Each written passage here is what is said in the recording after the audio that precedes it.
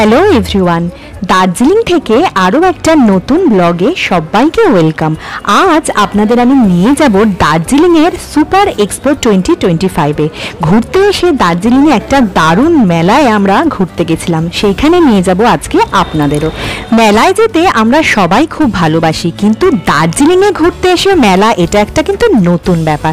চলুন আজকের ভিডিওটায় সবার আগে আমি সাথী সবাইকে ওয়েলকাম করছি আমার চ্যানেল লাইফ জার্নি উইথ সাথীতে।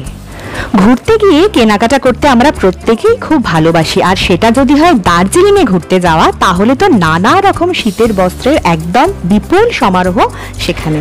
আজ সন্ধেবেলা আমরা প্রথমে একটু মেলেই ঘুরতে এসেছি, আর এখানে এসে দেখলাম, দেখুন প্রচুর ভিড়, প্রচুর মানুষজন এখানে ঘুরছেন। আসলে আজকে ওয়েদারটাও বেশ ভালো আছে, হালকা ঠান্ডা, বৃষ্টি নেই, বেশ সুন্দর ওয়েদার। তো এরকম ওয়েদারে কেন মানুষ শুধুমুধু হোটেলে বসে থাকবে? দেখুন এখানে ভুট্টা ভাজাও চলছে, প্রচুর মানুষ এখানে ভুট্টা কিনে খাচ্ছেন ঘুরতে ঘুরতে।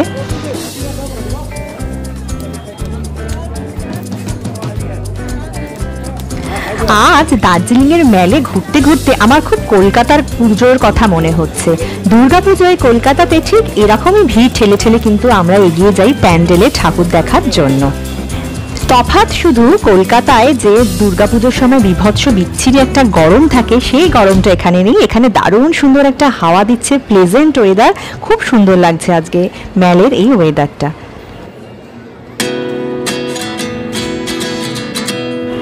আজকে মেলে একটু ঘুরে টুরে আমরা যাব সেই মেলায়, দার্জিলিংয়ের সুপার এক্সপো 2025। এই মেলাতে আমরা যাব, ঘুরে দেখব। এইবারে দার্জিলিং ট্যুরে এসে দার্জিলিংয়ের বিখ্যাত গোল্ডেন টিপস দোকান থেকে কিনেছি দারুণ সুন্দর একটা চায়ের পাতা। আপনাদের শেষে, এই ভিডিওর শেষে দেখাবো কি চায়ের পাতা আমি কিনেছি, কারণ এই চায়ের পাতাটার এত সুন্দর ফ্লেভার, এত সুন্দর চাটা ছিল, তো সেজন্যই আমি শেয়ার করব সেটা আপনাদের সাথে ভিডিওর একদম শেষে। মেল থেকে এবার আমরা পায়ে পায়ে এগিয়ে চলতে থাকলাম মেলার দিকে। মেলাটা ঠিক বসেছে হচ্ছে দার্জিলিংয়ের ক্লক টাওয়ারের একদম কাছে, দার্জিলিংয়ের ক্লক টাওয়ারের দিকেই, তাই জন্য আমরা এগোতে থাকলাম। এবং যত এগোচ্ছি রাস্তার দুধারে যেরকম দোকানপাট বসেছে, এবং দেখুন রাস্তায় কি পরিমাণে ভিড়, সত্যি মনে হচ্ছে আমরা ভিড় ঠেলে ঠেলে শ্রীভূমির প্যান্ডেলের দিকে যাচ্ছি।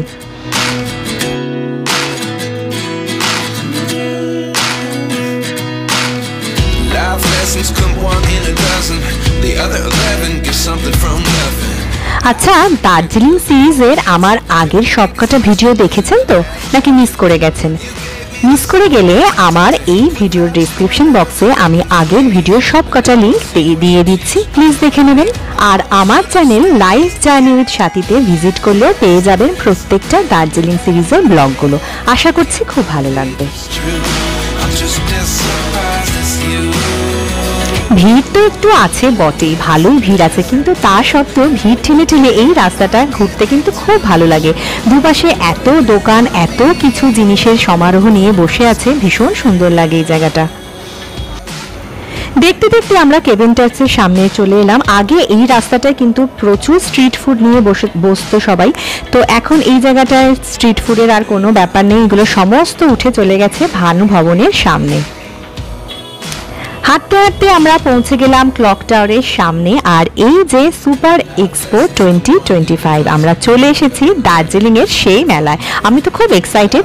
মেলাটা ছোট হলো, কিন্তু দার্জিলিংয়ে ঘুরতে এসে মেলায় যাব, মেলায় ঘুরতে এসেছি, এটা কিন্তু ভাবলেই খুব ভালো লাগছে। মেলায় ঢুকে প্রথমেই চোখে পড়লো শালের এই কাউন্টারটা। এখানে দার্জিলিংয়ে যেরকম প্রচুর শাল পাওয়া যায়, রয়েছে এখানে প্রচুর শাল, চাদর, সেরকম প্রচুর কালেকশন। চলুন সামনে এগিয়ে যাই, দেখি আর কি কি আছে।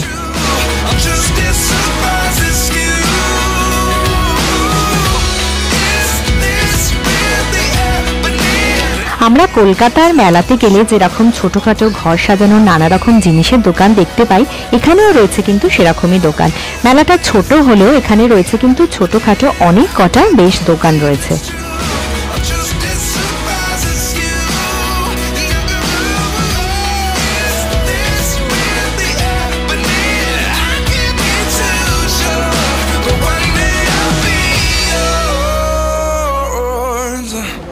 এখানের এই দোকানটায় রয়েছে নানা রকমের বেল্ট, ব্যাগ, এই সমস্ত কালেকশন এবং লেদারের আইটেমও কিন্তু প্রচুর রয়েছে। আর উল্টো দিকের এই দোকানটায় দেখুন কি সুন্দর সুন্দর জুতো পাওয়া যাচ্ছে।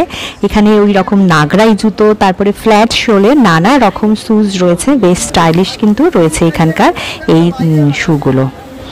এখানের এই চপ্পলগুলো দেখতে দেখতে আমার তো হাতিবাগান ধর্মতলার মার্কেটের কথা মনে পড়ে যাচ্ছে। মনে হচ্ছে আমি যেন নিউ মার্কেট হাতিবাগানেই ঘুরে বেড়াচ্ছি। আমরা যে পাহাড়ের মধ্যে আছি এবং সেখানে একটা মেলায় ঘুরছি একবারও কিন্তু মনে পড়ছে না। দেখুন এই সমস্ত আইটেমের দোকান আমরা কিন্তু কলকাতাতেই খুঁজে পাই। কলকাতাতে বিভিন্ন জায়গায় মেলাতে আমরা এইগুলোই দেখতে পাই, সেই সব কিছুই আমি এখানে দার্জিলিংয়ে দেখতে পাচ্ছি। বেশ ভালো লাগছে কিন্তু ব্যাপারটা। বাড়ির নিত্য প্রয়োজনীয় হরেক রকম মাল, বেনারসি পান, মশলা, নানা রকমের জিনিস কিন্তু এইখানে সব কিছুই রয়েছে মেলাতে। আর এখানে রয়েছে একটা সানগ্লাসের দোকানও। ছোট্ট এই মেলাটা ঘুরে টুরে আমরা চলে এলাম ভানু ভবনের সামনে। এখানে তো এখন প্রচুর দোকান রয়েছে, আপনারা যারা গেছেন রিসেন্টলি তারা জানেনই। এখানে সমস্ত খাবার দাবারের দোকান থেকে শুরু করে জামা কাপড়ের, শীতের বস্ত্র সব কিছুই পাওয়া যাচ্ছে এখন এইখানেই।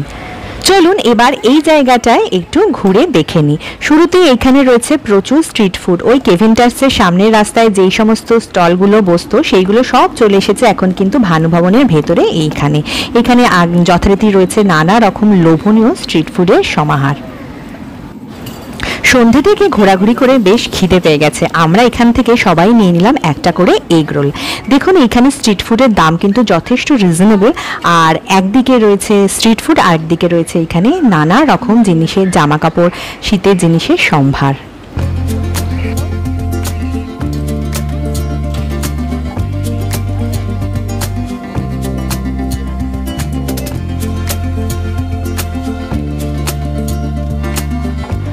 একটা করে এগরোল খেয়ে একটু এনার্জি পেয়ে এখানটা ঘুরতে কিন্তু বেশ ভালো লাগছিল। বেশ অনেক কটা দোকান আছে কিন্তু এইখানে।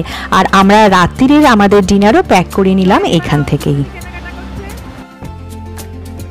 এইবার দার্জিলিং থেকে কি চা কিনেছি সেটা তোমাদের দেখিয়ে দিই। দার্জিলিংয়ে এই যে দেখতে পাচ্ছ গোল্ডেন টিপস, ম্যালের ওপরে ওদের বেশ কয়েকটা দোকান রয়েছে। তো গোল্ডেন টিপস থেকে কিনলাম এই চাটা।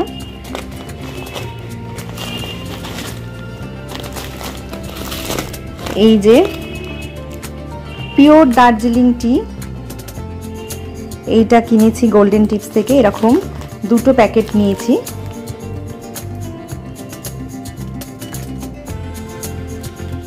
এই যে এই দুটো প্যাকেট নিয়েছি, এইগুলো 250 গ্রামের এক একটা প্যাকেট দার্জিলিং, পিওর দার্জিলিং টি এর। তো এই দুটো প্যাকেট কিনেছি গোল্ডেন টিপস থেকে। এই প্যাকেটের দার্জিলিং টিটা ছিল সত্যি অসাধারণ, এত ফ্লেভারফুল টি আপনাদের কি বলবো, দারুণ ছিল, সেজন্যই আমি এটা শেয়ার করলাম। তো আজকের ভিডিওটা এখানেই শেষ করছি। ভিডিওটা কেমন লাগলো কমেন্টে প্লিজ জানান। ভালো লাগলে একটা লাইক করবেন, শেয়ার করবেন। আর চ্যানেলে নতুন হলে প্লিজ ডু সাবস্ক্রাইব। খুব তাড়াতাড়ি ফিরবো নতুন কোনো ভিডিও নিয়ে, দেখা হবে খুব তাড়াতাড়ি। ততদিন পর্যন্ত সবাই খুব ভালো থাকবেন। টাটা আর থ্যাংক ইউ ফর ওয়াচিং।